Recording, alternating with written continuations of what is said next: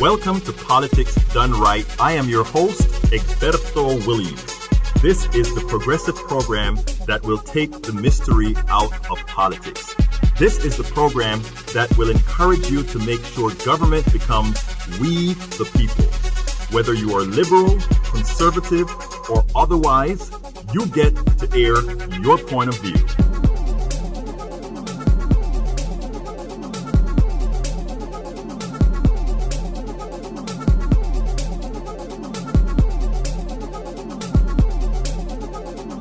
Remember, you can also send me a tweet to EGBERTOWILLIES.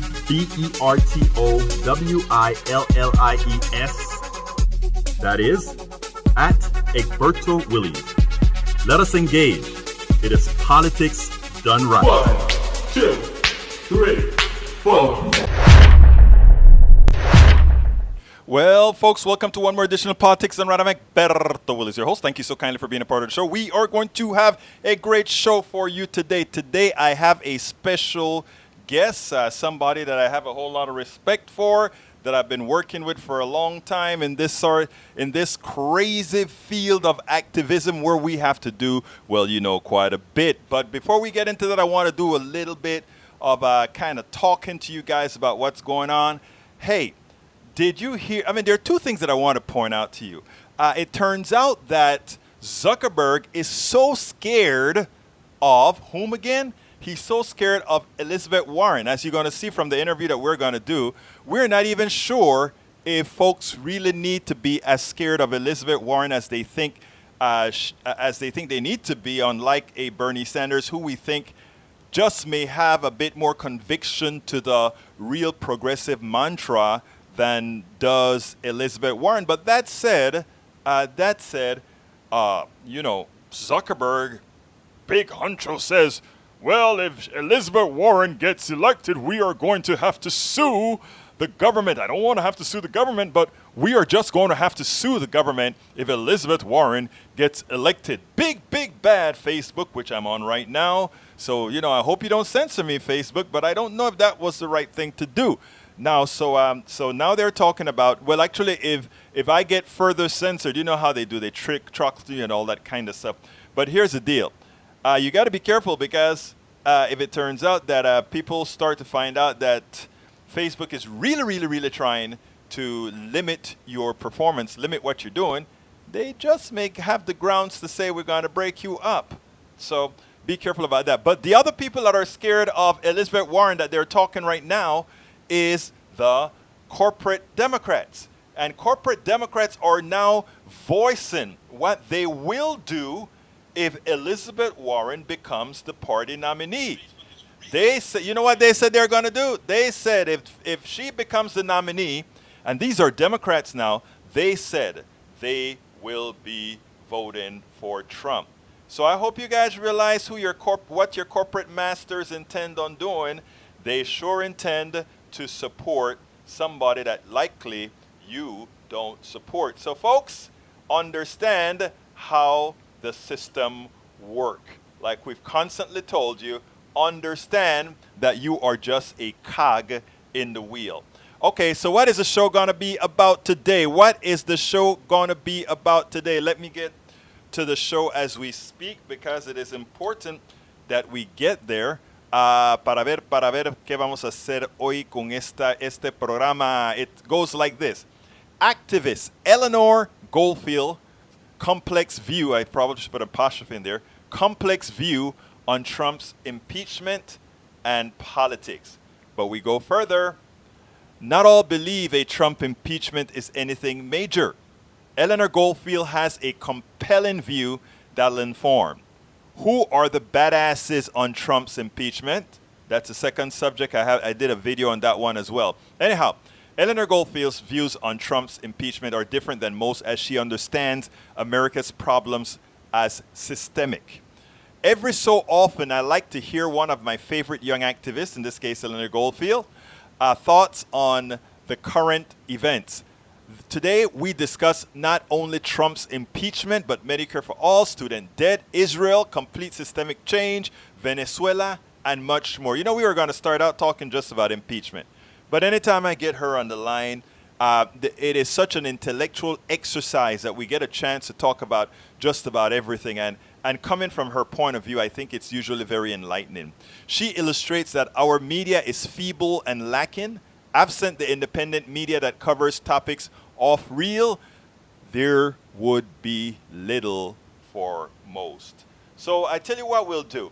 We'll go ahead and get that interview started. And after, well, let me first check to see if there's anything I need to answer from my peeps. Hey, Sally Salas. Happy Thursday to you too, my friend. Okay, let's see if there's anything I need to tackle before I go into the video. And what we'll do is we'll go into that program right now.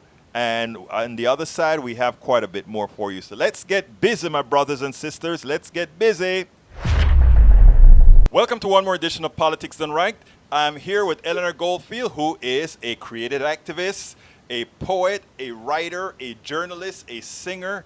She's just an old dissident from Washington, D.C. Eleanor, how are you doing today? I'm good, man. How are you? I am doing fine. You know, I'm going through and I'm watching all this impeachment stuff, all this Biden stuff.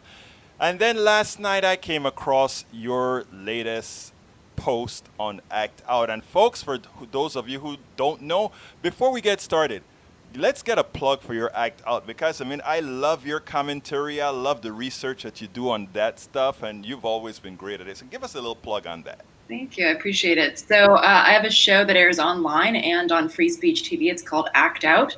It comes out once a week, and you can get it in podcast form, but you can also get it in video form, and you can find all of that information via my website at artkillingapathy.com. artkillingapathy.com, and it's right there on the screen for you to see, folks. Anyhow, I started to listen to your last post, and you kind of came out with some of the same conclusions that I came out with on the impeachment. So I said, you know what? I want my audience to kind of merge with your audience, and for you to inform them on your take on what's going on right now with the Trump impeachment, etc. Yeah, so I think that the basic foundation here is that we all want Trump to be held accountable for something, right? For anything. Mm-hmm. But that's not what's going to happen here. This is a political tit-for-tat sort of sandbox game between the elites. It has nothing to do with the right of the people to choose their governors. It has nothing to do with the right of the people to hold their governors accountable. It has nothing to do with that. It's basically a way for the Democrats to shift the focus away from actual important issues like Medicare for all, like education, like the climate crisis. They need a way to avoid the things that people actually care about. And interestingly enough, in a poll before most of this media frenzy started, most people said that they are not interested in an impeachment because guess what? That doesn't help you pay your bills. It doesn't raise your minimum wage. It doesn't do anything that people really are craving right now. And it just once again shows that the Democrats are not interested in actually dealing with corruption, because if they were, then they would address the whole Biden thing, really. But they're not. And so all they're looking to do is avoid being accountable to the people and hopefully make it to 2020. And they don't actually care if Trump wins 4 more years in office, because they'd rather have 4 more years of Trump than somebody like a Bernie Sanders. You know, I mean, when you said that, it was like ding, ding, ding. Because, you know, a few months back, you know, I'm also a contributing editor at Daily Kos, and I wrote this front page article, and I said, forget about impeachment. What we want to do is go ahead and start talking to people about what are the things that we are going to do for them. Because people, you know, I mean, the millennials right now are stuck with a debt that they're probably never going to get out of. We also have the Medicare for all issue, as you mentioned before, and I can talk to you about how that really affects people. I've done some blogs where I show that our medical system is nothing more than a wealth transfer agent to a few. And a lot of people don't get it. They just think, well, you know, I got a raise, and our raises, we just got a raise today. And the system just takes it back from you because, okay, we gave you a raise, but your health care costs more. We gave you a raise, but everything costs more so that we can get a bigger piece of the pie. So later on, I made a change and I said, okay, yeah, impeach the guy just to leave the mark, but we know that he's going to stay in office. But here's the kicker. Go ahead and campaign like hell. Guess what we're talking about only right now? Exactly, and I think the other important point there is that when you impeach somebody, they're not removed from office. I think that's a common misunderstanding that people have. Right. The way this works is that the House inquiry can vote for impeachment. The House can vote for impeachment. Then it goes to the Republican-controlled Senate. And do we really think that Mitch McConnell's not going to drag Biden through the mud for this whole corruption with his son, making 50 grand a month for being on the board of an energy company in Ukraine when he has no history of energy or the Ukraine? I mean, you don't think that the Senate is going to have a field day with this? And hypothetically, in some wonderful world where you actually get an impeachment vote in the Senate, congrats on President Pence.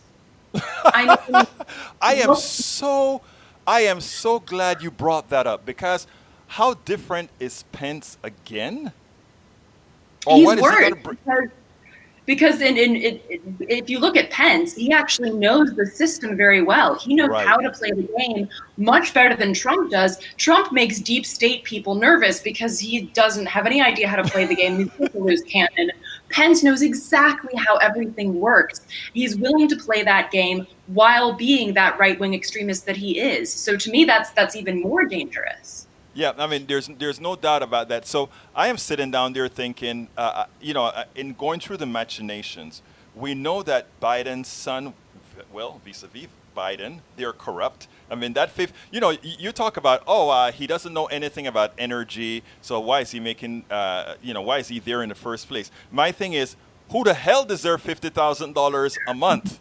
Okay, my thing isn't even if he's qualified, I mean, we already have a lot of CEOs that don't know what the hell they're doing right now, and, they're making millions. But in this case, it was clear that there's a similarity between using Ukraine for your betterment. In other words, using your political affiliation to get something with Ukraine. And when Trump is hitting that and staying on that, my thing is like, people, don't you see what is happening? There's really not a lot of difference. Right. And it's like, we can get mad at Trump for telling Zelensky that he needs to look into this. But then you should also be angry about the underlying corruption of the situation. You should also be angry that the Obama administration linked arms with fascists to overthrow the government of the Ukraine. You should be angry about all of that. And what that basically leads to is not an impeachment of Trump, but it leads to an impeachment of the entire system. That's a conversation worth having. Now, what is interesting, Eleanor, is I've always been on this kick about independent media, because right now, what you and I are talking about here, you will not see this conversation on our most supposedly liberal station, meaning MSNBC or any other, because most Americans are just fed with the lollipop, right? In other words, we're just given a little taste of, it's this versus that, not understand. I mean, today I put a post on my blog saying, hey, we're being scammed. We're being scammed. And the thing about it is, the only thing that's going to save us is kind of the stuff that we're doing here, real grassroots movement, and somebody that has some independence in taking the media. One of the reasons I've said all the time that I like to listen to your stuff is that you actually go ahead and bring some research and bring people into the fold that generally are not there. Yesterday we had what's his name on Palast. I don't know if you know who Palast is. Greg Palast on. We had Greg Palast on. Palast looked to me and he said, I don't know why I am not in the Times. I don't know why I am not on the Washington Post, or he doesn't call it MSNBC. He calls it MSDNC. He said, I don't know why I'm not there. And why is it that I have to go to The Guardian? Why is it that I have to go to Amy Goodman on Democracy Now? I think it is, it's a responsibility of ours, those of us in the know, to do exactly what we're doing, trying to tell folks how things really are. Yeah, and it's media literacy is a huge issue in this country, and I think it also falls on media consumers, which includes you and I. I mean, we're media creators, but we're also consumers. We all have to continuously do a job of finding the news that's behind the corporate media headlines, right? Because if you were to look at our headlines right now, you'd think that the only thing going on in this world is the impeachment frenzy. But that's obviously not the case, right? The wars that we're perpetuating around the world are still ongoing. People are suffering and dying because of our wars, be they economic or otherwise. The climate is in a total state of chaos. I mean, there's so much going on that needs to be covered that's not being covered. And it's not going to be covered by the corporate media because they are beholden. They're basically the stenographers for the State Department. They're basically mouthpieces for the deep state and for the people that are entrenched in those power positions. So it falls on us to create that content, but it also falls on your viewers and listeners, and the viewers and listeners that are searching for something else because they smell that something's not right. It falls on them and us as well as media consumers to always look for those deeper stories than the truths behind the headlines. Yeah, it's kind of ironic that we have so many cable news stations right now. We have so much time to put so much content in. And what we find is a loop that's generally American-centric news that affects actually it does affect a lot of the world, but not in the form that it should when there's much happening. I mean, how quickly did Venezuela fall off of the radar, and those people are still suffering at the behest of an embargo that others would consider reasons for war. I mean, if right now the only reason we're not really having any serious embargo, let's say on North Korea or these other places, is guess what? They've got the bomb. Well, and the only reason that we haven't gone to actual war, and I say that economic warfare, we shouldn't call it sanctions, because sanctions, according to the UN, have to be voted on by the UN Security Council, and they have not voted on our blockade of Cuba, or they've actually voted against it. Mm-hmm. They have not voted for sanctions on Venezuela or Iran either. So really, what we should call these is economic warfare. And actually, there was a report done by the Economic Policy Institute that showed that at least 40,000 Venezuelans have died because of our economic warfare. So those are war numbers right there. That's not just an economic blip. Those are numbers that you would expect in a war. And the only reason that we haven't gone further to actually boots on the ground and things like that is because Russia and China have made it very clear, don't. I'm so happy you found out. I interviewed the Colombian ambassador a few months ago, and I brought up Abrams with him. You know who Abrams is, right? So they formed a Latin American group that was supposed to try to take out Maduro. And I asked him, by the way, who is the head of that group? Oh, this is solely Latin America. I'm Panamanian. I'm from Latin America. This is solely Latin American. I know it's BS, but it's solely Latin America. So I looked at him and I said, hey, by the way, when was the last time you had a little talk with Abrams? And then he kind of backed off. And I said, and I called Abrams by a certain name. And he said, come on, man, you're putting me in Spanish. And he said, come on, man, you're putting me in a bad spot. So good for you, but not completely good for me, because what I did, I mean, I cut a little piece out of my video, because again, the guy gave the interview and he slipped up, and I wanted to do the right thing. I don't know if you would have done it or not, but I wanted. Well, that's the question: is the right? I guess it depends on what the right thing is. Is the right thing? I don't think you would agree with it. You wouldn't have done it. I know you too well. You wouldn't have done it. I did it for I did it. Yeah. I did it. But anyhow, so I mean, what was quite obvious then was that there is a whole lot of America trying to overthrow what's going on down there and otherwise. And we don't talk about it anymore because we failed. Actually, what happened in Venezuela is we failed, and you mentioned two other countries, China and Russia. You better not go in there and that oil, that Venezuelan oil belongs to us all, China, Russia, or rather I should say the EU and America. You better not go in there and take it, right?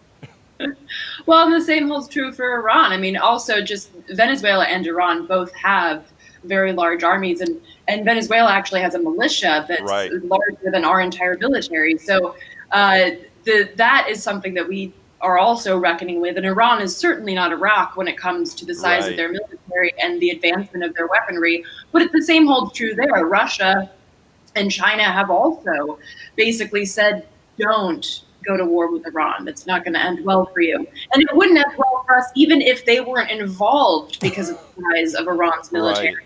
And they're a 2,000-plus-year-old nation. They're dealing with us like we're some sort of petulant child. We've been through a lot. So we're not. They're not going to fold to our petulance. I like that. We are but a petulant child. Yeah, I mean, and Trump puts the exponent onto that, doesn't he? Mm-hmm. Yeah, but anyhow, so coming back to the United States of America and back to our election, Eleanor, where do we stand? Well, I think to me the whole issue with the elections, with any presidential elections in this two-party/one-party system, really, is the problem that a vote is only as good as the threat given if you don't get what you want. So to me, voting is an ultimatum. It's saying this is what we the people want. If you don't deliver, there are going to be consequences. And I'm not saying violent consequences. Right. I'm saying consequences in terms of political action. And I think the problem is that a lot of people cast a vote and then forget about it. Exactly. But that's not good enough, particularly when we recognize, and I had Nick Brana, who's the founder of Movement for a People's Party, on my show, and he worked with Bernie Sanders in 2016. And he's created this great slideshow of how the Democrats stole the primary from Bernie last time and how they're going to do it again. And they've actually made it even more difficult for an actual progressive voice to make it in the Democratic Party. So I think that we have to be very honest about that and say, okay, if we're going to go that route with the Dems, then we have to be very clear about the ultimatum that we're giving them and saying that if you don't let a progressive voice in, then we are going to break your party apart. And that has to be a very clear ultimatum. It can't be just some protests and then we forget about it and we accept Biden or something. That can't be what we do. We have to look beyond the ballot box, particularly when we recognize how corrupt that ballot box is. And no, that's not Russia's fault. That's the US fault. We rig our own elections to such an astronomical extent. So I think we have to be very honest about that and very clear about what we have to do outside of the voting system. I am so happy that you said that after we vote, we have to ensure that, first of all, that we get a progressive voice in there. And if we don't get that progressive voice in there, we act accordingly, including being ready to split. Mm-hmm. Absolutely. Correct? So, Eleanor, Bernie Sanders just had some health problems. How are people in the field kind of taking that right now? Is it something that, stents are common. People put stents in all the time. So, I don't know. What are your thoughts? Well, yeah, I think that it's an invasive procedure, but I think he's going to be okay. But I think the bigger question is whether people are actually feeling that he's the best choice. I think a lot of people feel disillusioned by him falling in line behind Clinton in 2016. I think a lot of people also feel very uncomfortable with his foreign policy. For instance, Vermont is a big producer of the F-35, and he's been very pro on that. He's also been very wishy-washy on the whole boycott, divest, and sanctions movement with regards to the apartheid state of Israel. And, as a fellow Jew, I get it. You have those struggles in your head, but at the end of the day, Israel is an apartheid state, and it's not. We have to make the differentiation between being Jewish and the Israeli state. Why did you do that to me? Why did you do that to me? I thought I was about to come to the closure, and you bring that into the game. Talk to me as a Jew. In other words, what should I am very careful these days because, again, as a non-Jew, one has to be careful as far as what is taken out of context. How should we really handle that movement, and how should we really talk about Israel as progressive activists? Because right now the right is trying to impose their racist being, if you will, on the left for taking these positions. Absolutely. Anti-Semitism is kind of like when you say something negative about Hillary Clinton, you're sexist, or if you say something bad about Obama, you're racist. And I think it's very important that we make that distinction. For instance, we should talk about how horrific Saudi Arabia is, but Saudi Arabia is not horrific because it's Muslim, because it's a Muslim state. It is horrific because it's Saudi Arabia. Right. And it's important to recognize that there are millions of Muslims worldwide that think what Saudi Arabia is doing is abhorrent. And the same thing goes for Israel. There are so many Jews inside of Israel and outside that think what the Israeli government is doing is horrible. So we really have to be clear about that distinction. And as people on the left, if you're not Jewish, you should also feel free to speak out against Israel and also make that distinction. Say that I have a lot of respect for the Jewish people, for that culture, but what Israel is doing is abhorrent, and it has nothing to do with being Jewish, because believe it or not, as Jews, we are raised to think of, being slaves in Egypt and of being kind to your neighbors. And this is taught to us a lot. You wouldn't know it by looking at Israel, but these same moral aspects are taught to us just as they are taught to the other two major religions and others outside of them. So I think it's very important that the left continue to speak out about the Israeli government and how it actually goes against a lot of the teachings inside of the Jewish culture, and while at the same time being very clear that anti-Semitism, actual anti-Semitism, is unacceptable. And just for the record, Palestinians are also Semites. Imagine, yes. It's actually not even a correct phrase. It should be anti-Jewish, if that's your specific thing. But yeah, so I think that we have to be very open about speaking about Israel for what they are, and at the same time standing against the rise of fascism and standing for our Jewish brothers and sisters as well.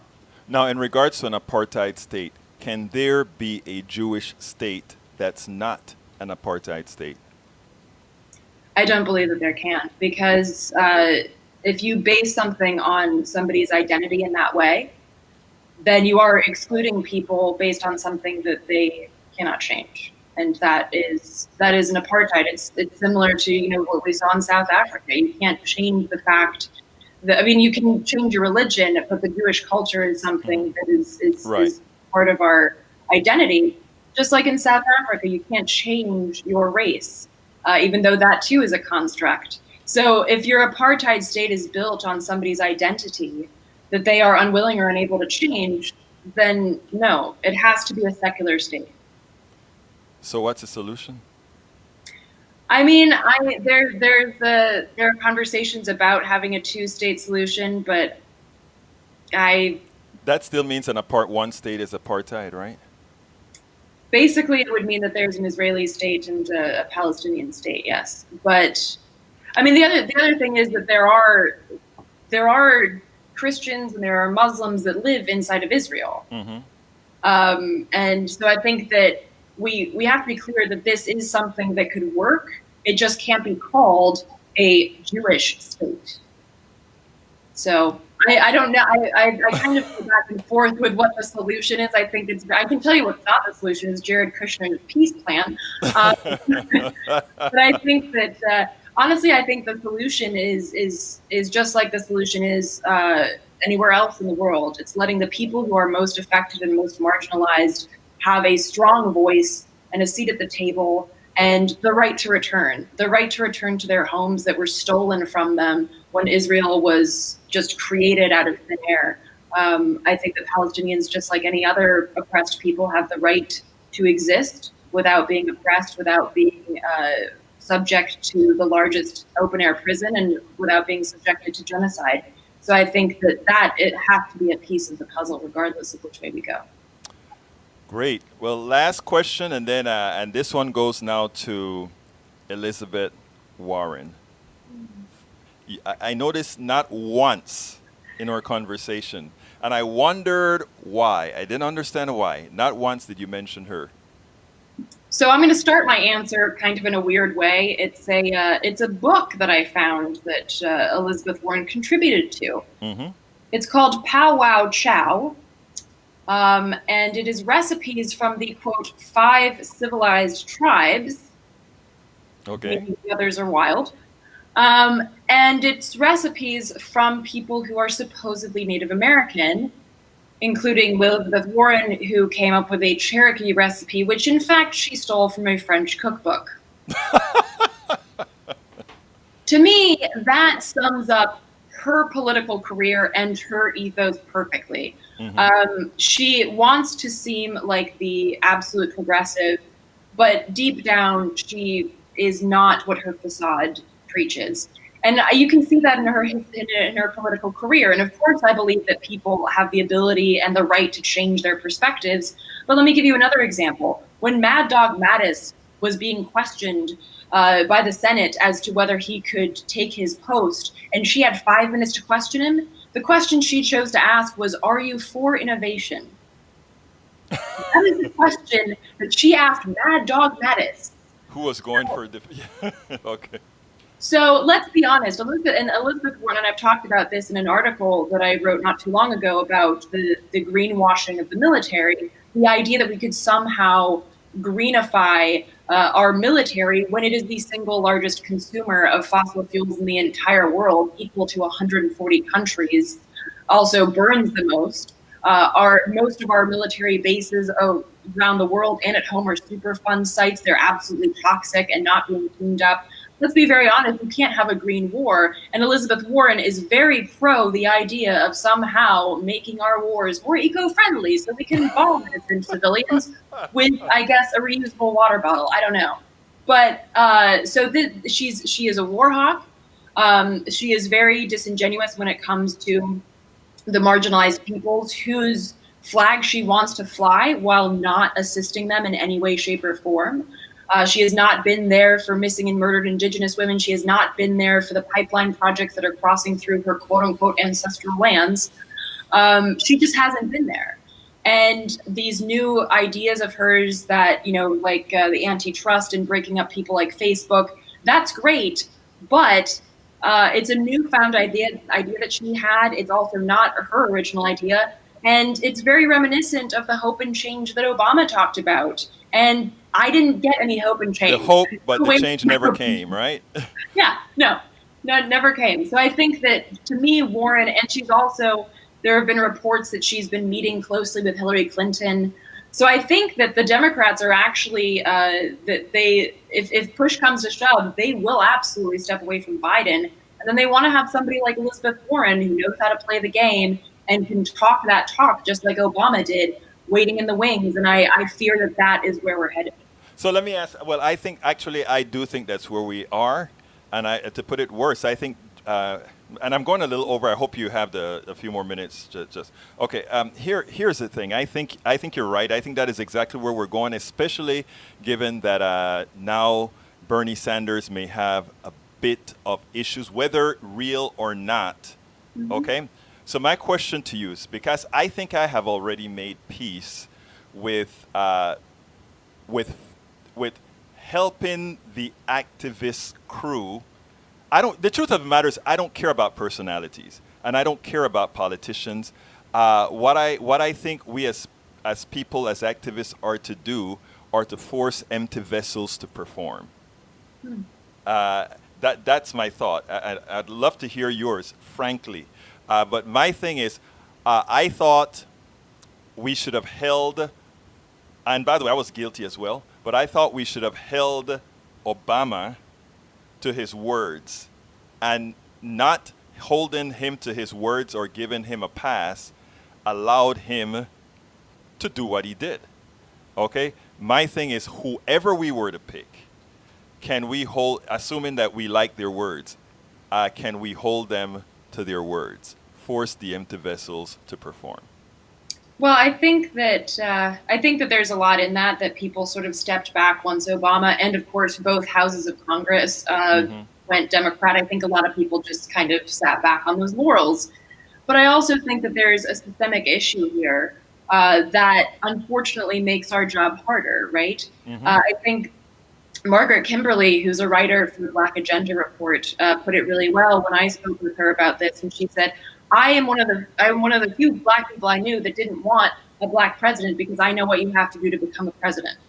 You have to turn your back on your people. Right. And it's the same reason that I don't want a female CEO of Lockheed Martin. Oh, great. So it's a woman bombing women and children. What do you do? Like, that doesn't make me proud as a woman. So I think it's important that we recognize what one has to do in order to become president in this system. And that is making those promises to Wall Street. That is making those promises to the military industrial complex and the fossil fuel giants. And I think that, yes, we should work to hold people that are in office to account and let people, like the Ocasio-Cortezes know that we have their back, that we're supporting them. We should absolutely be doing that. But there is a deeper systemic rot here, and that we have to recognize, because there's a lot that people say that they're going to do. And even if there's a piece of Obama, which I don't know, but even if there's a piece of Obama that really did want that hope and change, I think that the forces pushing him on a daily basis to bomb more, to backpedal on the Medicare for all idea, those forces are stronger and way more rich than we are. And we have to recognize that systemic issue and work to change the system, not just that empty vessel that you mentioned. I agree with that. I mean, I speak a lot about the president and the presidency being very, very different. And I think you're right. It's a systemic change that we need. And how do we start to get to that systemic change, barring some sort of a war? I know that's a very tricky question, and it's a heavy question that I've talked about it with veteran friends of mine as well, who say that if there was some sort of revolution in the United States, it would be atrocious, because we do have the world's largest military, and not everyone would side with the people. I think that that's a very scary eventuality, and it's one that I would never want to see. I hope it never happens. I think there are ways of getting that systemic change without there being that level of violence, but I think realistically, we have to talk about then, in my opinion, we have to talk about whether the United States as an entity can and should survive. When the United States was first created, the idea of going all the way to the West Coast was considered a way to divide and conquer the people. It was even put that way. Divide et impera, quoting the Roman emperors themselves, with this idea of having an empire that is that vast with that many people. How do you create a movement? Because the realities of somebody living in the swamps of Louisiana is not the reality that I live in, or folks in the Pacific Northwest. There's no American experience in that way. Right. So I think that something that we should actually think about is how we can build power locally and on the state level, and perhaps soon that will reach to some sort of questioning as to what the federal government actually does for us. And I'm not a libertarian with this idea, but I think that that's a valid question that needs to be asked. And we already see this with California has played with this idea, and I think that they should continue to, because recently the Trump administration said that the EPA said that they couldn't have stricter air quality laws. Well, excuse me, but screw you. We want stricter air quality laws. Mm-hmm.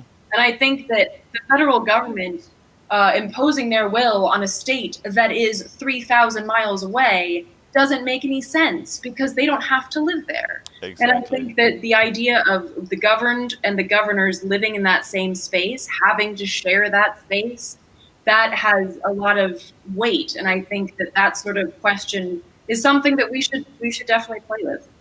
And I'm going to close there. That is profound. Eleanor Goldfield, creative activist, poet, writer, journalist, singer, dissident at artkillingapathy.com, and the host of the Act Now on Speech TV. It's Act Now, right? Act Out. Act Out. Oh boy. Here I go again. But also Act Now. Yeah, exactly. You should act now. That was Eleanor. Eleanor, you have a quick closer. Well, thank you so much, Roberto. I really appreciate you having me on. Again, all of my work can be found via artkillingapathy.com. And as I'll quote Richard Wolff here, this is a conversation, not me just talking at you. So please reach out. And thank you, as always, for your work and having me on. Thank you so kindly, Eleanor. And remember, her Twitter is @ActivistEleanor. Have a wonderful day. You too. Thank you. Well, folks, I hope you enjoyed that. I have another one for you, but beforehand, it looks like there's somebody on the phone, so let's see if that somebody wants to talk. Okay, caller, you are on. Talk to me. Hi, is this me? Yes, that's you. Hey, how are you, Egberto? This is Hope in North Carolina. Hey, Hope, how you doing? I'm doing great. Listen, I appreciate your guest's viewpoint today, and I think what this all boils down to, although she said it in a very sophisticated and detailed way, is that, you've got a money and a resource system that doesn't really work well. And you've got politicians who are tied to greed. And I would encourage you both, because you're too young to remember this, but go online to C-SPAN and just, while you're not doing anything or cleaning up or cooking dinner or something, listen to the Nixon tapes, okay? Listen to the language between Nixon and Ehrlichman. Mm-hmm. In 1973, when this stuff began to unfold, I was 10. And I watched the hearings during summer vacation, and then I asked a lot of questions about them when I returned to school that fall. They were really, really captivating for our entire nation. And, to me, the conversations really smack of this grandiosity and obstructive thought patterns and, to some extent, even anti-Semitism and things that you were talking about with your guest earlier. Mm-hmm. And these things all came from men who really didn't want to think that they were doing anything wrong at all. I mean, they truly believed that they weren't doing anything wrong. Okay? And that there was a balance to what they were doing. But, their inside strategy of hope back in the Watergate days was that the whistleblower, John Dean, would be painted as a liar. Mm-hmm. Okay, so that was kind of their strategy. And they really believed that what they were doing was for the good of the country, which was so scary. And it's just like your friends who support the president will argue today. I mean, anybody is going to be able to practice what the majority touts as really helpful government policy, like declaring peace in Vietnam like Nixon did, or the much-needed tax breaks like President Trump has done, But if you don't choose candidates based on their moral compass and their mental health, it's not going to work. I mean, it's a given that they have a very complicated maze to maneuver through and that there's going to be give and take. But when you start beating up on Elizabeth Warren, I sort of think that Elizabeth Warren is the person who's going to do the least damage on that front, Let me stop you a second there, because I don't want you to get the impression about beating up on. I think a lot of what, including what Eleanor was saying, was sort of the systemic thing. And I don't know if you heard her when she said, the person talking about Obama said, because they understand what you have to do to get to the presidency. I think there's a corollary there. And if you notice when I spoke to her about the empty vessel, the idea that I'm talking about is, it is true that when that person gets into office, there's a president who has all the hope and change, and then there's a presidency. My thing is, and notice I also said I was guilty. And what am I guilty of? What are we all generally guilty of? The politicians work for us, and they work for the ones that give the most pressure. And what we as the masses tend to do is get somebody elected, think they're going to do the job, and back off. And what I was telling Eleanor is, my theory is, elect the person and then consider them that empty vessel, and we fill it up with what we want. Wouldn't you agree with that, though? To a degree. I mean, I think it feels really bad, though, in the country right now, just because we've chosen a candidate in 2016. Actually, we didn't really choose that candidate as a majority. Hillary Clinton won the election. But, if you don't choose candidates based on their moral compass and their mental health, it's just not going to work. And the Constitution actually requires this. Right. And to a degree, it even safeguards the process when we fail to consider moral compass. But the situation feels like a really bad experiment right now. I mean, the country is dynamically polarized, Right. and there's almost a lot of brainwashing on both sides. So, I mean, I would entertain. I loved your guest today. I mean, I think she's very brilliant, and I'd encourage you. Yeah, and I'd encourage you to do more of that. But the question to ask is, you know, I mean, are we even going to unpolarize? I mean, can we back out of it? Let me tell you, my goal, that, I'm on the board of directors of the Coffee Party USA. That is one of our goals. I'm going to another conference in Washington the end of the month called Bridge Alliance, which what we're trying to do is we're bridging a whole lot of groups, both from the left, the right, the center, all of that. Yes, my thing is the only way, 50 plus 1 doesn't work, Hope. 50 plus 1 doesn't work. And that's what I tell people all of the time. Because if you have 50% of the country pissed off and the other 50%, it'll be a constant back and forth. And I don't think you're like that. I don't like that.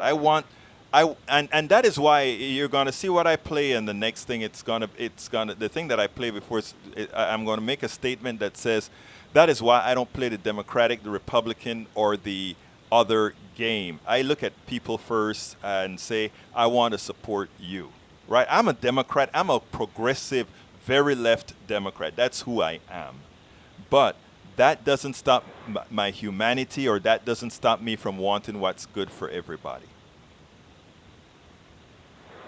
Okay, fair enough. I mean, I think I just walk away from the decision that we've got in front of us in the United States, regardless what happens with the impeachment.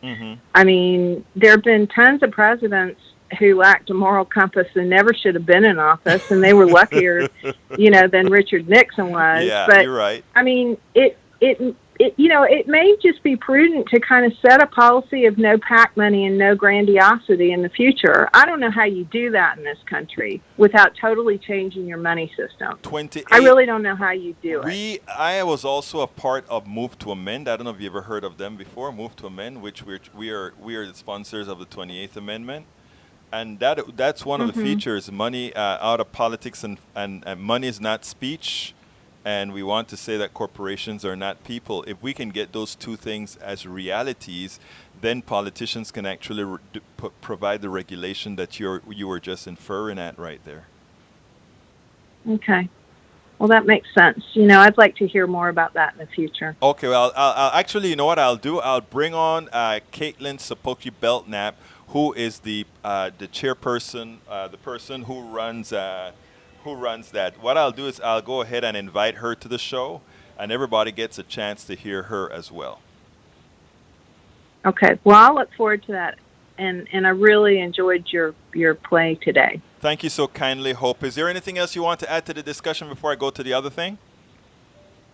No, not at all. Thank you so much. Thank you so kindly. You have a wonderful day now. Okay, you too, Egberto. Bye-bye. Okay, folks, the second thing that I want to bring here is I am sort of upset at CNN, okay?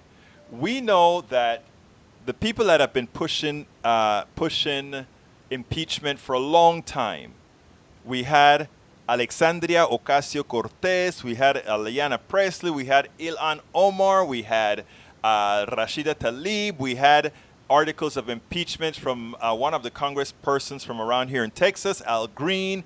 We also had, what's her name? Walter, who was actually putting some numbers onto some of Trump's corruption. And they were pretty much ignored, or they were pretty much pushed aside. And then these 5 women went ahead and wrote an article for New York Times supporting impeachment finally, okay? And CNN made them stars. A friend of mine sent me an email, and I'll let the video say the rest, because this is the reason I'm doing this is a friend of mine sent it, and he's like, Egberto, what can I do? I'm tired of them doing that to folks. And I hope I have enough time for you guys to make a comment on this, but here it goes. I just got a message from a good friend of mine, one of my white brothers in the activist movement with me. I'm going to read the email. I won't expose his name, but he also sent me a link. But it's important, and I'm so happy that he noticed this. He said the following: Egberto, this really pisses me off at CNN and the mainstream media.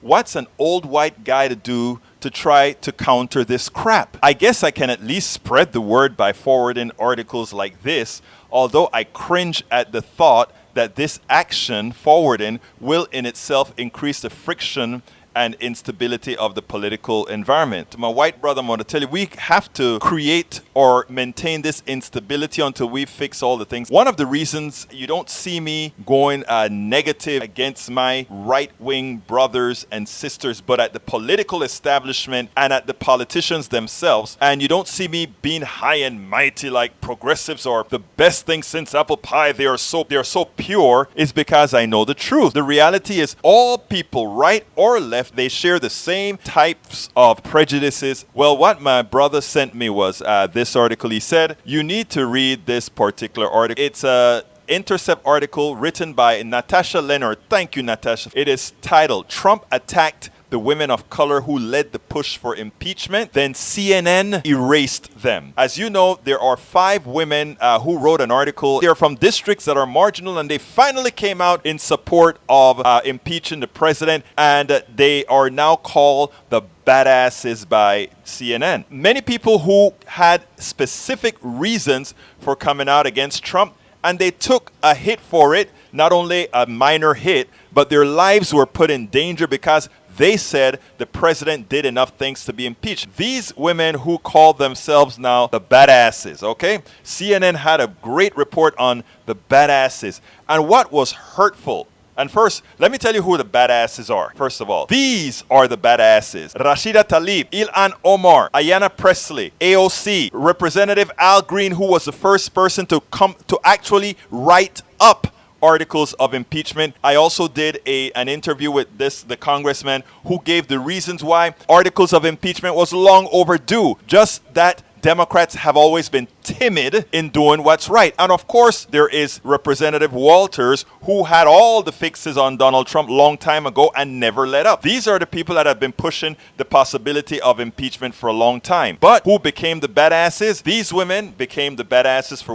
writing an article inside of the New York Times. Now, what is interesting, CNN decided to honor these women. But I want to read you a paragraph within Natasha Leonard's piece because it tells you all about the invisibility of people of color. It tells you all about when folks decide to make people invisible. Even progressives make black folk, Latino folks, and others invisible. And let me explain. This is Jake Tapper. Let me read what she wrote. On the air, CNN host Jake Tapper, following up on a Trump campaign advisor's remarks, questioned whether too early advocates for impeachment Tlaib and Representative Al Green, Democrat of Texas, who is black, undermined the seriousness of the pursuit. Do those members of your party, Tapper asked Representative Elissa Slotkin, Democrat of Michigan, one of the badasses on this Sunday show, did he undermine the seriousness with which you and other colleagues of yours want to proceed? Slotkin said she couldn't speak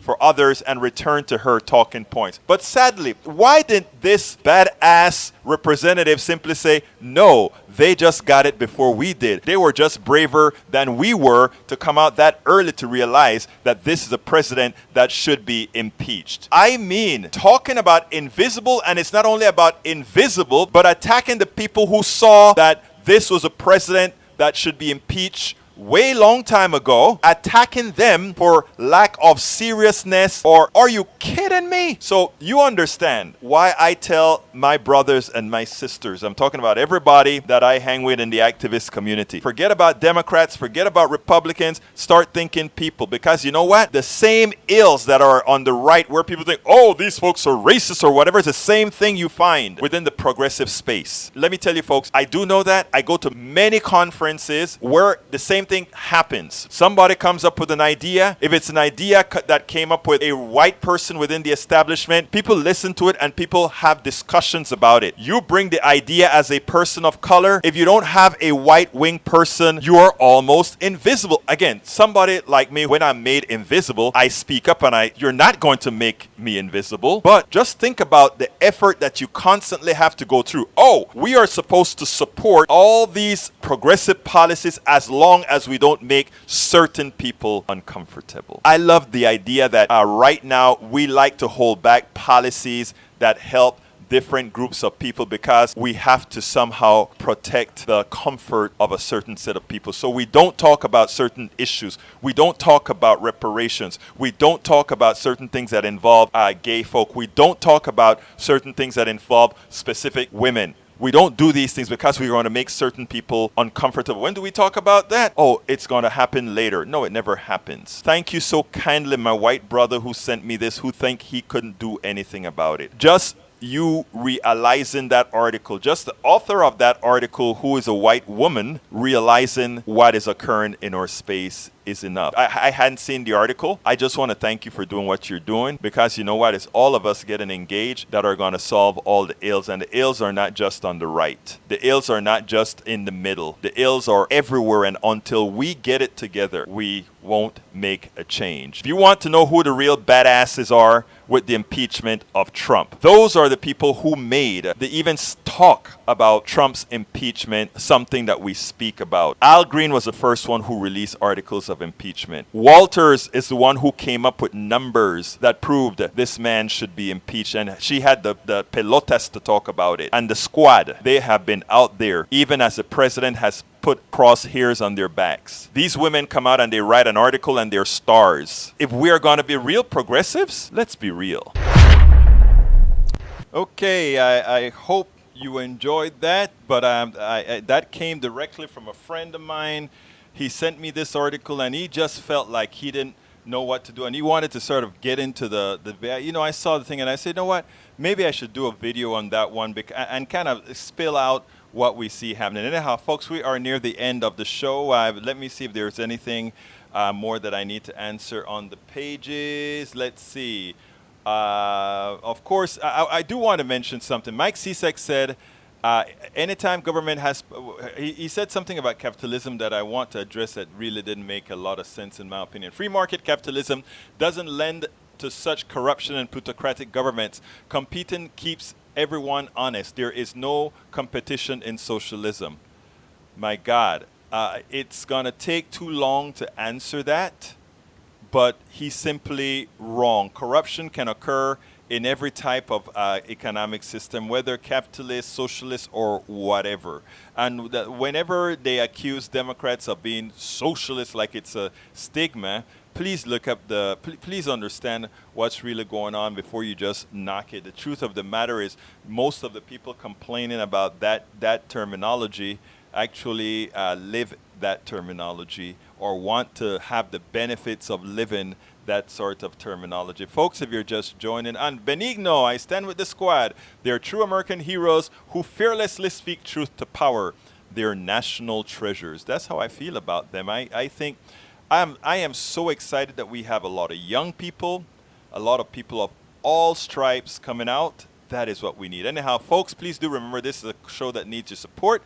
Please go to patreon.com/politicsdoneright. That's patreon.com/politicsdoneright. Consider supporting Politics Done Right or any one of those levels. I mean, we really need your support to keep this independent media thing going. We work on very meager budgets to make sure that we do right by you as we do what we know we need to do to keep our democracy a democracy. So we're asking you so kindly to go to patreon.com/politicsdoneright or simply go to politicsdoneright.com.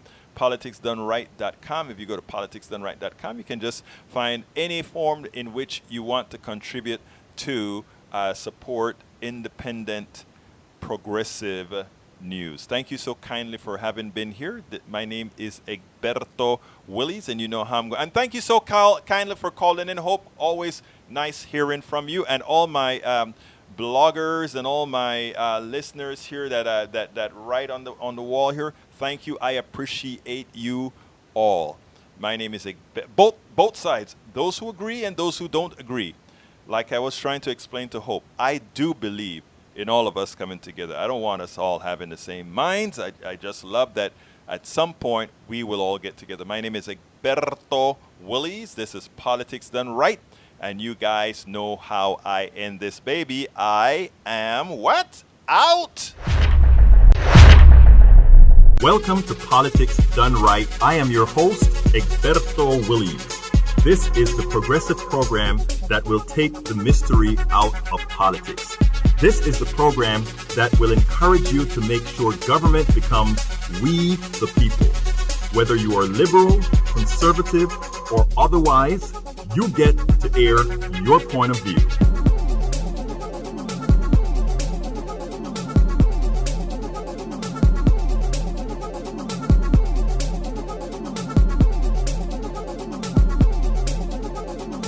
Remember, you can also send me a tweet to EGBERTOWILLIES.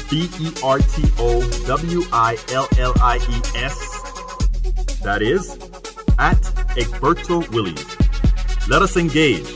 It is politics done right. 1, 2, 3, 4.